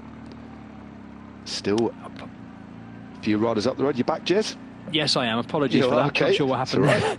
These no are, worries. as you said, Matt, absolutely epic conditions, aren't they? Now it is just snowing heavier and heavier. I thought we might just get a little fleeting bit. We had sunshine what would it have been, 15, 20 minutes ago? We actually had sunshine and the rain seemed to stop, and as they've ridden higher now up this final climb, and they're only in the lower slopes of it because they've still yet got that bonification point to come, they're just getting heavier and heavier, this snow. And I'm presuming if it's snowing this thickly where they're going, we did see the black clouds coming, didn't we? It's only going to get worse as they climb up to that 750-metre mark before that long descent to the finish. That descent to the finish, Matt, 13 kilometres long, is going to be horrific. No matter how hard you take it, they're going to freeze down there for 13 kilometres. Yep. And when they went through it was snowing at the bottom, so it's just going to get worse towards the top, and it might actually start to settle. And I'll be interested, actually, depending on the conditions at the top. They've still got 12 kilometres to go, this climb. It's a long, long drag. It really, really is. How bad it's going to be at the top, and whether there'll be any change in road surface, and what the organisers might actually do. Because if the snow starts to settle, we may see the race organisers and the commissaires getting involved. So let's wait and see. At the moment, although it's freezing, the roads are just wet, and that the riders can ride absolutely fine. We've seen this before. There's no issues in terms of safety right now, but if we do get higher and we get snow on the road, we might see something happen. So let's just wait and see how this unfurls. These riders have already been through the finish line, or past the finish line, I should say, having turned and gone through Sarriette before riding back out. Now, at the moment, Matt, we have no indication of what it's like back down in Sarriette. It could be absolutely fine. It could be they've climbed up and into this, but we saw those inky, blacky blue clouds coming as they rode up towards this climb. And if it's staying around, and by the looks of the sky it is, it's going to get thicker and thicker because they're just getting higher and higher all the time as well. We're seeing the final catch now of the remaining riders. This is Moscon, Schoenberger and Gavazzi as well. These three now being brought back into the fold. And folks, keep your fingers crossed for Matt and I, because we're about to come into the most tricky of jobs of all cycling commentators, because we're going to see pretty much no race numbers, thick snow, and a bunch of 120 or so, although it's much less than that now because riders have gone off the back, probably 80, 90 riders all coming together, and we'll be trying to work out who is who. It won't be easy. Well, look at the snow now. We're only at the moment at 530 metres above sea level. We climb to the best part of 700. So we've got another 200 metres of elevation to gain. We drop off this little small hill, and then we've got the final intermediate sprint of the day, which comes at 18.7 Ks to go. So we've got about 5 or 6 Ks to that climb. That comes at the bottom of a short descent, and then we commence the climb. So a few discussions being had here. Coffin is having a chat with Movistar. The brake has now been caught. And of course, the snow starting to settle on a couple of the camera lenses as well here. And the snow settling to the right and to the left. So really brutal conditions here. Matt, I don't know if you saw that, but when Rowan Dennis swung off there was, I would say, this is just my reading of it, it looked a little bit like Jonas Vingegaard and one or two of the others literally looked over as if to say, what? Where are you going? And I don't know where he's dropped back to, but he swung out quite wide and pulled the pin a little bit. It looked like he was easing off. So I don't know whether that's him done. He did a long, hard turn there anyway. They're not quite back in the fold yet. Moscon and Schoenberger just persisting a little bit here, maybe to see if anyone will come across to them. But I wonder what that conversation is about at the front. Matt and I, folks, are keeping an eye on our own feeds of information just to see if we get anything fed to us about the stage. But my suspicion, Matt, is it may be down in Sarriette, it might not be quite as bad. And they're in amongst the high buildings as well. And as we can see, it is settling. You can see at the side of the road they're settling on the grass, but it's not thickening up, is it? So my suspicion is it'll be all right. Yeah, and looking at the way the snow has settled in the fields, this has been going on for about the same amount of time. So I think in Sarriette, because we've already been through the finish line, but in the other direction, and it was absolutely fine. So as soon as you've seen it when you're out riding on the flat, and all you need to do is go up 150 metres of elevation, and then you've got snow, and then it's just enough. But we're clearly where it's snowing now, but I think back down below it's going to be fine. But it depends on what the top part of the final climb of the day is like, which is the Alto de Montagne. comes at 12.1 k's to go. Can't see this stopping at all, but we've got our first acceleration from the bunch here to try and bridge across to our two remaining riders, Schonberger and I think it's, well, it says it's Schonberger and Gavazzi. I don't think it is. I think it looks like it's Moscon still out front.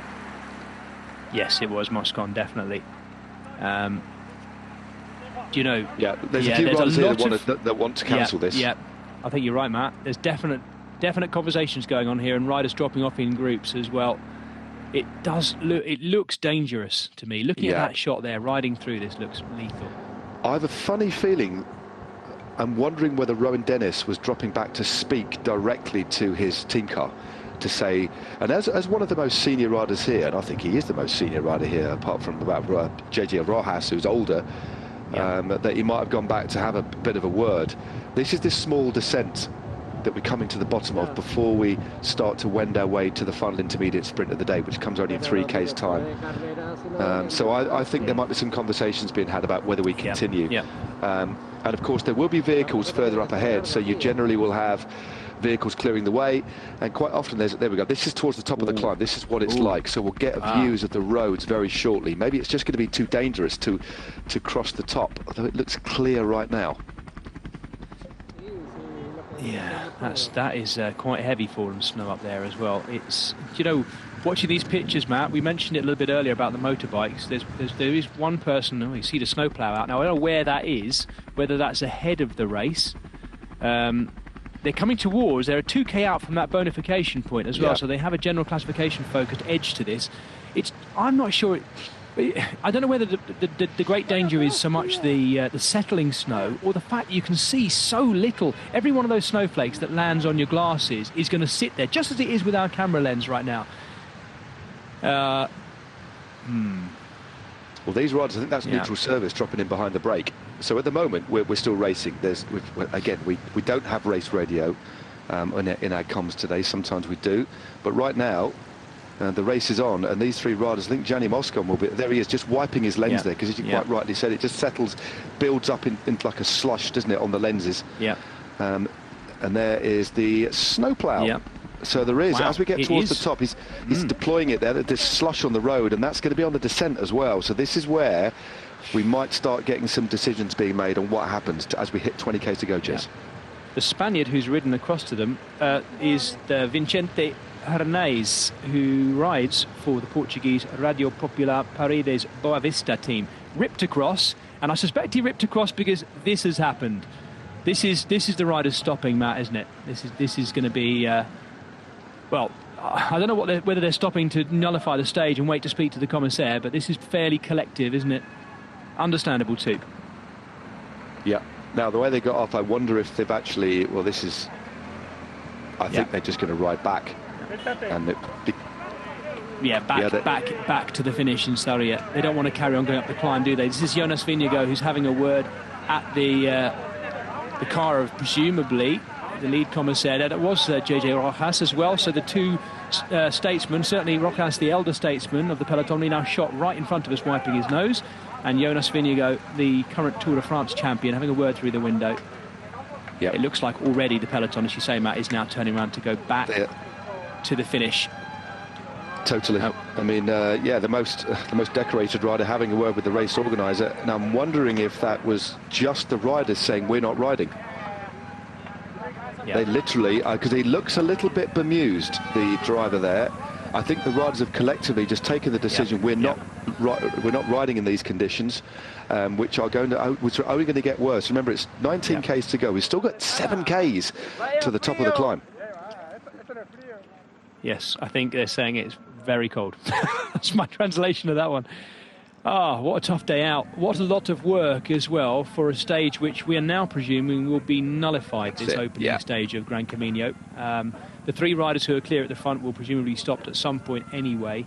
But, Matt, rider power is something which has thankfulully, when it's needed to, has improved, I think, over the years. I know there's, going out through the history of cycling, there's been evidence of this, but the collective nature with which the riders come together and make these decisions can only be a good thing. Yeah, it's changed, it's evolved over the last few years. We would have seen 10, 15, 20 years ago, certainly this race would have just continued. but that doesn't necessarily mean that was the right thing to do. It was a completely different era back then. But meanwhile, these riders haven't even been told. This is bad communication. I'm going to say it out there. These riders are actually pretty safe at the moment, but the fact that they haven't been told what's going on behind is awful. I think Matt, I guess we also have the slight issue that if I'm just going to chuck this out there. If the commissaire said, no, we think the conditions are fine for riders to carry on, if you choose to turn around and go back, you are forfeiting your result. I don't know. I can't see that happening because they're doing it en masse. No, we're not seriously going to see those three go to the finish, are we? No, we're not. I can't believe that for 1 second. But I'm ever so... I know communication, I mean, they've all got race radio. The riders will be in comms with the team cars. I don't know why those three riders are riding further up, but this is really heavy snow, and as I say, it's not great at all. And we saw the snowplow deployed, and I don't think that was even at the top of the climb.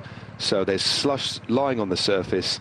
Rider safety is paramount, but it does look to me, and they'll subject to confirmation, we'll obviously pick over this when the race is finished and reflect a little bit, but it appears that the decision was taken collectively from the peloton, not from the commissaires or the race organisers. Although these riders now are being told that... but they're still riding. Very I wonder if it is undulating terrain, whether some of them might be out of radio contact with their teams. I don't know. I guess... I'm thinking, Matt, once you're out there, they're being told to stop. Now, the thing is, because of how cold it is and because of how many riders we've got, there's not enough room for all of the riders to get into team cars either. So they need to get wrapped up, turn around and descend as quickly as possible. Now, I'm wondering, what's the easiest thing for these three riders? Is it to go over the top and ride back that way? Or just do a Yui? No, actually, looking at my map, yes, I think it is, Matt. It's a long descent. It's about 13k off the top, whereas back to the finish to where they've come, it's about 8. There we go. But get some clothes on and do it sharpish. And they won't get riders high either, because they've still got another couple of hundred metres of elevation. Look at it down there. Look at it down there as well. I'm presuming... I don't know if that is a live picture we're seeing there, Matt. It might not be, actually. But if it is, then it's remarkably better down in Sarriette. Yeah, but as we saw, they rode through the finish and it was just wet.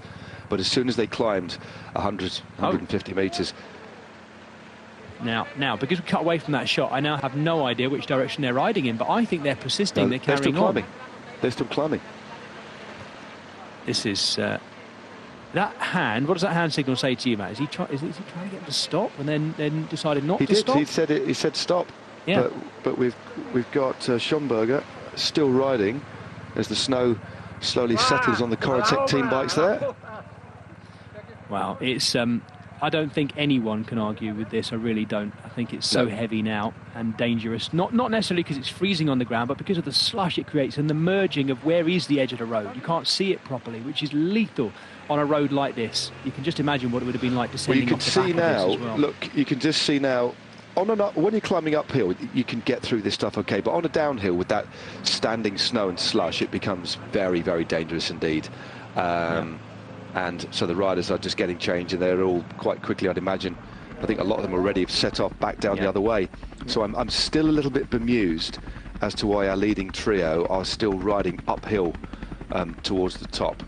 Right. Matt, I can't believe that's a live picture. I think we might be seeing some replayed picture from slightly earlier when we first came through it, because the sun was out the first time we came through. If it is, then we're seeing a remarkably localised weather right there. But if you are just recently joining us, folks, this is live coverage of the opening stage of the second edition of Gran Camin, and it does look to us very much like the opening stage has been neutralised or even cancelled in terms of the final result due to very heavy snowfall. Look at this, though. They put the clock on, giving us the race distance. So, and we've got 3 leaders. See, could this be, Matt, that basically that the riders have told the commissaires we're not doing this, we're going back. The commissaires are saying, well, the race is still on. I don't know what, and if it's allowed to run like this, I have no idea what will happen. The only time I can remember something like this happening was when Nora Quintana was away with Ryder Hesjedal and a couple of others in a stage in the Giro d'Italia. Back in 2016, 2017, I think it was. And it was snowy. The race was neutralised.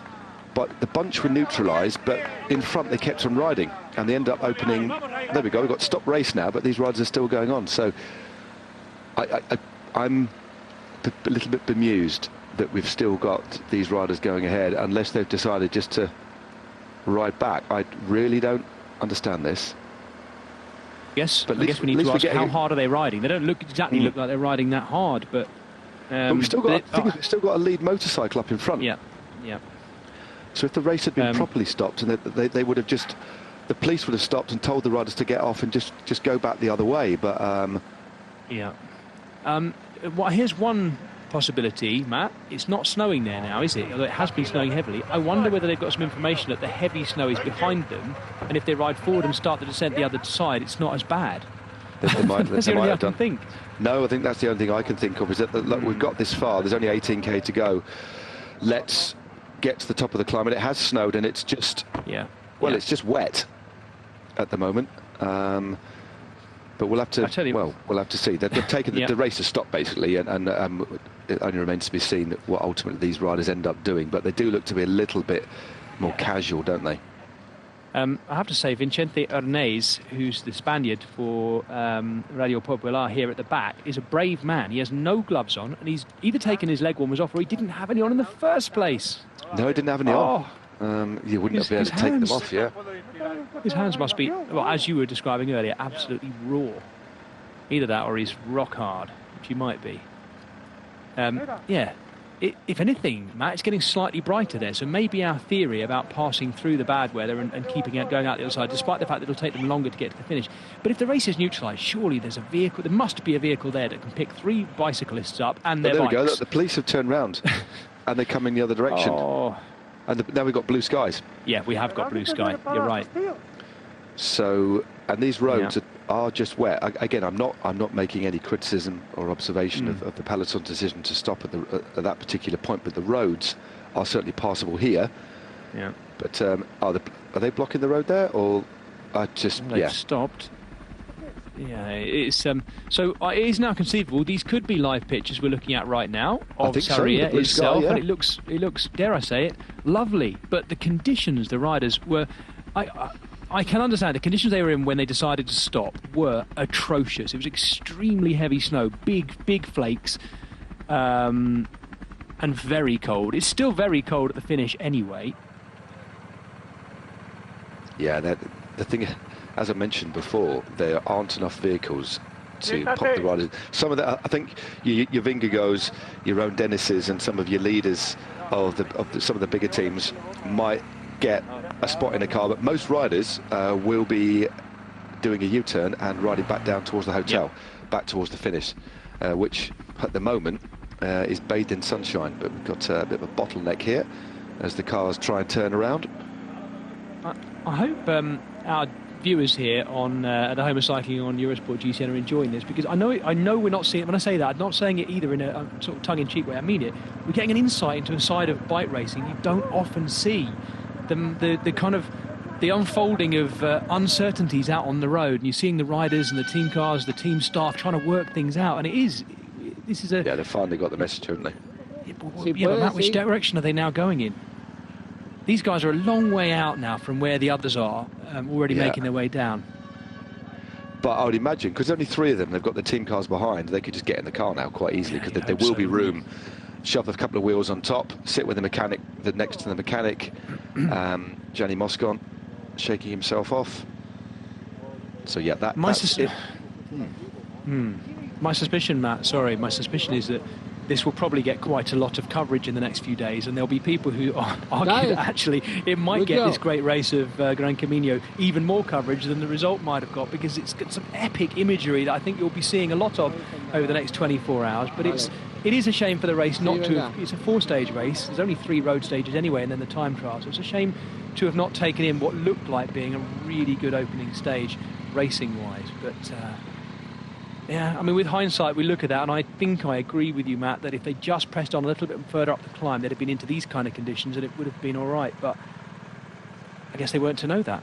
No, exactly, and it did appear, I mean, when they dropped down the other side, although they're going obviously down a different part of the road, there might have been information that came through. I just think it was, at that moment, the conditions were unrideable. But things clear up later on, so they didn't know what was going to happen in the future, but sadly it looks like the race was actually passable, but I don't blame the riders for stopping when they did, because it didn't look good, especially with the increased elevation still to come. Yeah, in the back of that Euskaltel-Euskadi orange car there, we can see one of their riders wrapped in what they call a space blanket, a golden space blanket, just desperately trying to get some heat back in. They'll be getting press cars and all sorts. That's one of the riders that's in the break, the third rider, getting in one of the press cars. Yeah, why not? Get in there. Nice. Get the heating on. Schomburger's in the neutral service car with the heating full on. They'll put his bike on the roof. The encrusted snow mat on the front of that car. It was heavy, wasn't it? And I can imagine that's what. Well, that was. We saw Jonas Vingegaard's face and his helmet and glasses absolutely encrusted with thick snow. Welcome to springtime in, it is Northern Europe, the far north of Spain, in Galicia. We were expecting, Matt and I, lovely spring sunshine in Galicia, and I'm absolutely certain we'll get that over the next few days. This has been a real pocket of intense bad weather. We started with the light rain, then obviously we were both surprised, weren't we? We watched the steaming roofs of that building down there in our shot. In fact, steam coming off most of the flat concrete edges of these buildings now. We were surprised to see little flecks of snow. Little did we know just how heavy it would get. Yeah, significant snowfall. But now it's a beautiful, if cold, spring day over our finish area. I'm wondering what they'll do with the general classification as the stage has stopped, whether the intermediate sprints, I'm sure they'll award a mountains jersey, but whether we'll have a race leader, given the fact that time bonuses were awarded. That's going to be interesting. So sadly for the assembled spectators, there won't be a finish today. I am just digging into my rulebook here. I need to find it because there is normally some things in here about extreme weather protocols. And they can vary from race to race and level to level as well, but I can't find it just yet. I'll keep digging as we do. There's the finish line that we would have been seeing, I suspect, a neatly formed leading group, or at least a reduced peloton, thundering towards. And this would have been, as Matt and I mentioned, on paper anyway, the most likely to have something of a bunch or a group finish, because the next 2 days are going to definitely warm the riders' hands and bodies, because they're going to be tough finishes. Tomorrow up the Monte Trega, long second category line to the finale in Aguarda, and then the climb on Saturday after a second cat, first cat, and another first cat, and then the big ramp up to the finish at the Alto de Castello.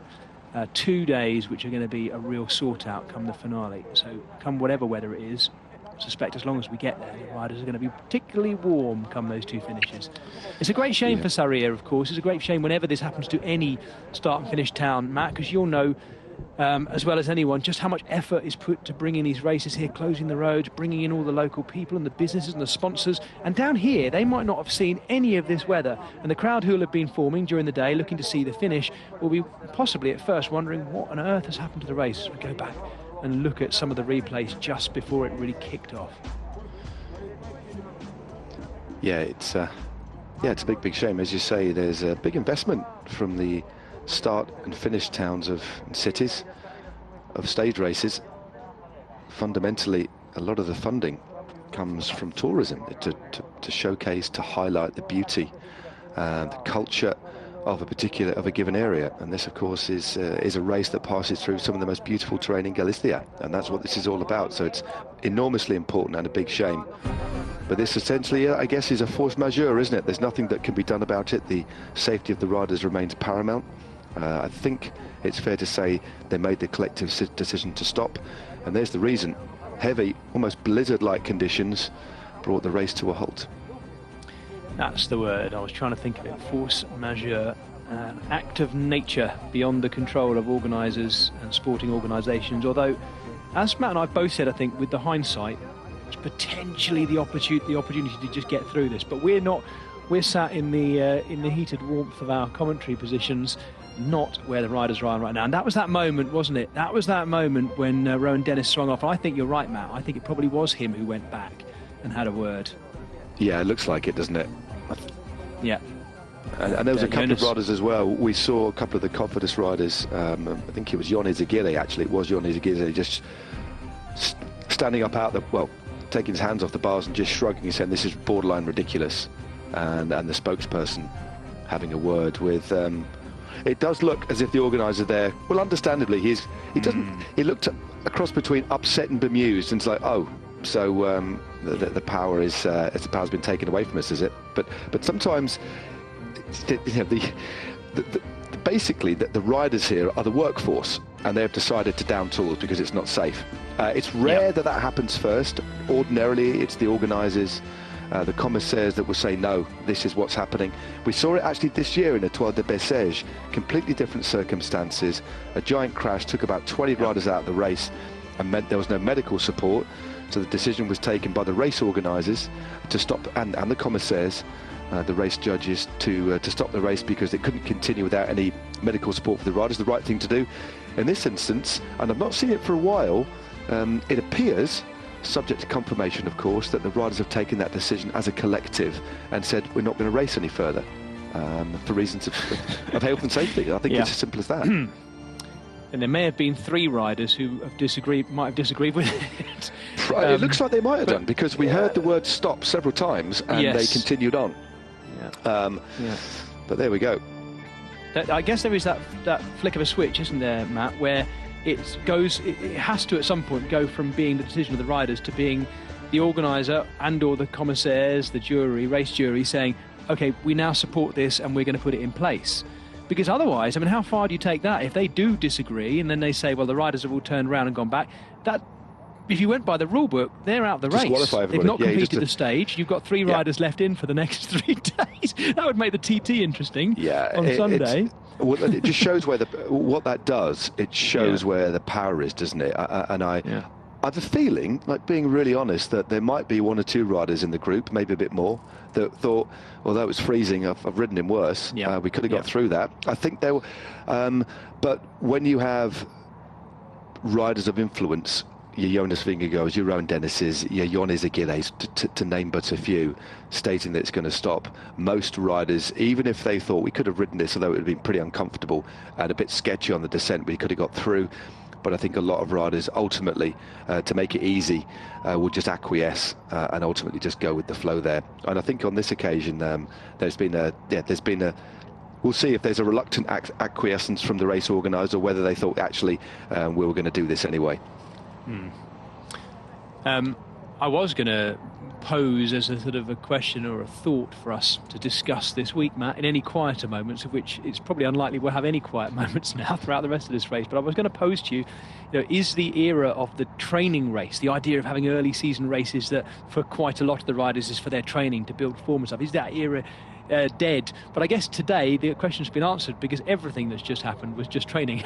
All of it will count for nothing in terms of the race, unless of course that will be the interesting thing to see, whether the 3 bonus seconds of Jonas Vingegaard, if they draw a line there, then Jonas Vingegaard is the race leader.